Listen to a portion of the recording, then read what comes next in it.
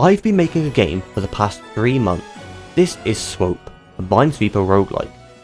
So, a few months ago I entered the GMTK 2025 Game Jam and I mixed together two of my favourite games. The indie hit Balatro and the classic Windows game Minesweeper. I've poured many hours into both these games, gold staking every deck in Balatro and spending a completely reasonable amount of time procrastinating on Minesweeper Online.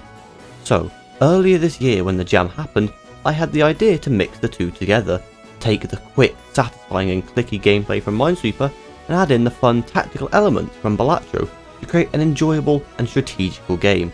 Or at least, that's the plan. I made the jam version in about 40 hours over 4 days and it worked surprisingly well. Now, 4 days was nowhere near enough time to balance the game properly, and to be honest, it didn't even have a half decent difficulty curve, but I ended up playing way more of it than it deserved.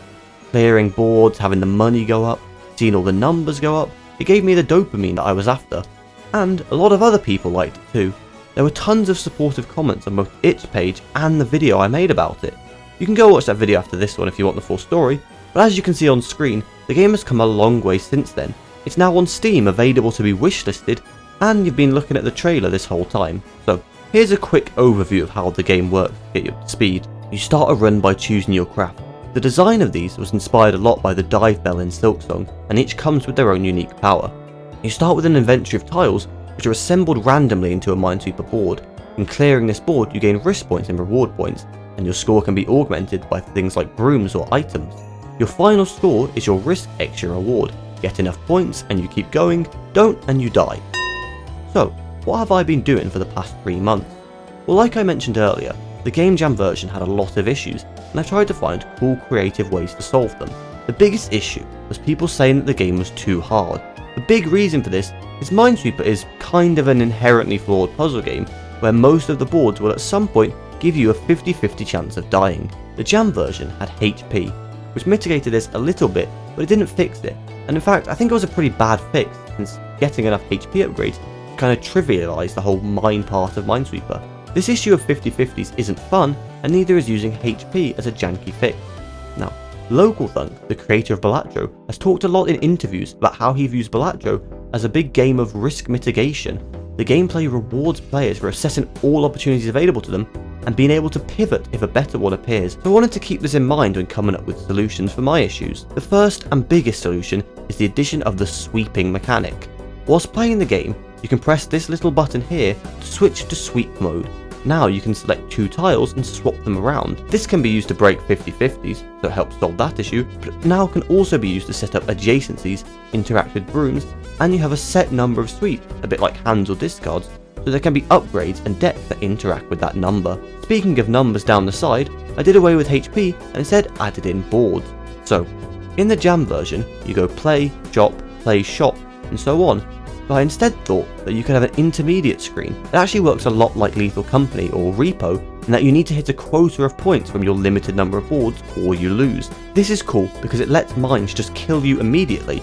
This means you can lose a board to a 50-50 and it might not matter. And before, hitting 0 HP would just start scoring prematurely, but now we can threaten a loss of all scoring if a mine is hit, to make the player actually feel like pressing finish early.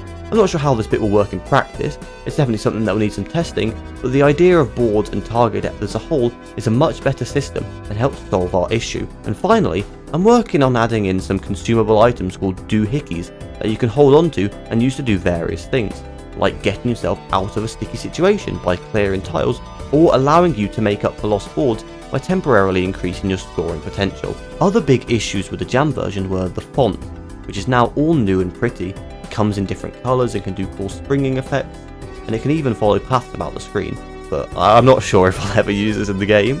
And the art, most of which was rushed for the Jam, but I've been spending a lot of time working on the art for the full game. The background tunnel now follows a set path which can change, and when we change the path, we can also change the colour palette and have the tunnel smoothly transition to the new palette. I played around with a shader that lets me project an image onto a cylinder to create this cool parallax effect in the background. I studied what Silksong did, with their layers slowly fading to a flat colour, darkening and getting blurrier as they go towards the back of the screen, and I tried to recreate that in Swope. There's also a system for particle effects, like these sparks which rise and snake in the lava scene, All these dust particles that blow from the left in the desert oasis scene. I've drawn some new brooms too, and I'm particularly pleased with how this sausage turned out. I drew a couple of crafts and doohickeys, and as you saw in the trailer, I also drew these cool tickets and made this cool stamping effect, which I'm really proud of. Look how good it looks. And I think the mechanic with the tickets is pretty cool too. So, in Balatro you go to the shop after each round, which is great, but I wanted to experiment a bit with a new idea I had. The idea is this: as well as the broom bar and doohickey dashboard, you also have the ticket trunk down at the bottom. Tickets can be used to travel to a specific kind of shop, like the bazaar, a sort of general store. Currently I plan to give bazaar tickets each loop for free and have tickets for sale in the bazaar, but that's subject to change. Maybe I'll add in a special ticket store. You can also visit the jewelers, a store where you can level up your tiles, the forge, a store where you can modify your tiles, and many more. The reason I like this idea is because I think it would be cool to have the player decide if they want to spend their money early on tickets, these items which do nothing unless you have enough money already to actually spend in the stores you're going to visit, or do they spend their early money on things which help them make more money consistently, but they lose out on opportunities to spend that money when they make it. It's a balancing act of recognising how much you can afford to spend on tickets without putting your run at risk of dying before they pay off. That's about as far as material things I've added go, but I do have some more ideas for the full game that I want to share. They're all work in progress at the moment, but this is the current plan. I want to have a difficulty system. Now, I think Balatro stakes are fine, but I much prefer the difficulty system from Wild Frost. I have a number of modifiers that you can turn on and off that make the game harder in a unique way, each with a specific value relating to how hard they are. Turn enough on and you pass into the next tier of difficulty. I like this because it lets you just jump to the hardest difficulty instead of having to clear each level one by one by one.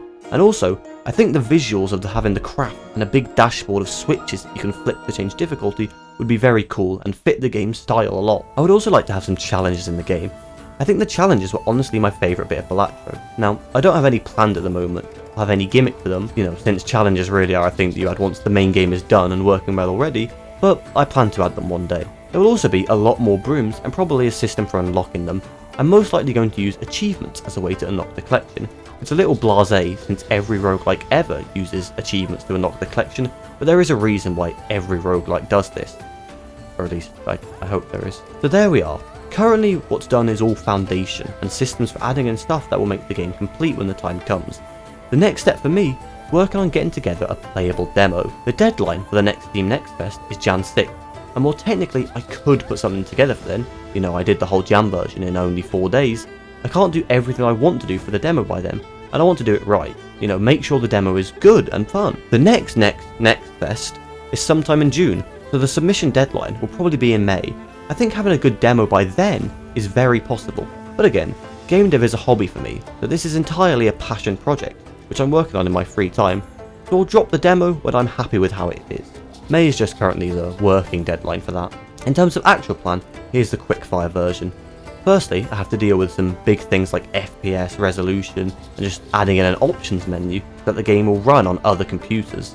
I have to put more sounds and music into the game, and add in some fancy volume sliders to the options menu. I'm going to make the items draggable, and add in a description that pops up when you hover over them, and I've also got to stitch together all these pieces and scenes I've made, which will involve adding a lot of menus, a game over screen, and auto magic transitions that happen when you go from scene to scene. Then I've got to work on more shops, more brooms, more crafts, more doohickeys, more art, and just fill the game up with content that makes it fun to play. I'd like to finish the video by first saying a massive thank you to everyone who's been supporting the game and leaving lovely comments on the trailer. I've been trying to pour as much love and passion into this project as possible, so it's amazing to see other people are also passionate about the game. I also wanted to highlight a couple of interesting comments because I think they raise good questions about the game. Minesweeper is hard to innovate on because it's already perfect.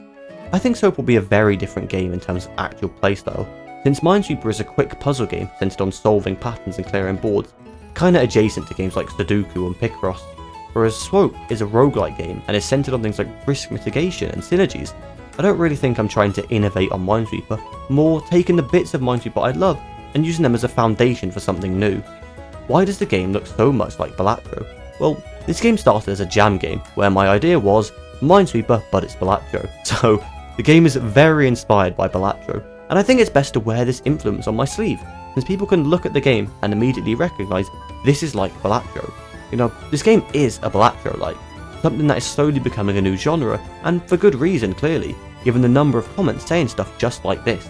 That being said, all the UI bits will probably move around a bit, and I'll experiment with other layouts that don't use a big Balatro sidebar down the left.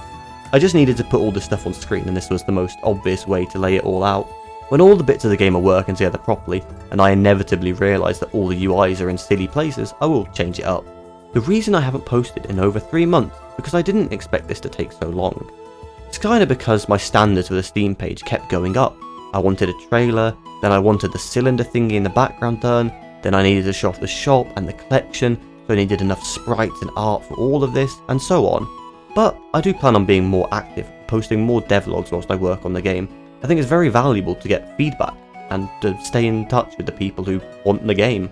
If you're interested in seeing more and keeping up to date with the game, then consider liking and subscribing, and if you haven't already, you can wishlist the game on Steam. Thanks for all the support on my videos and games.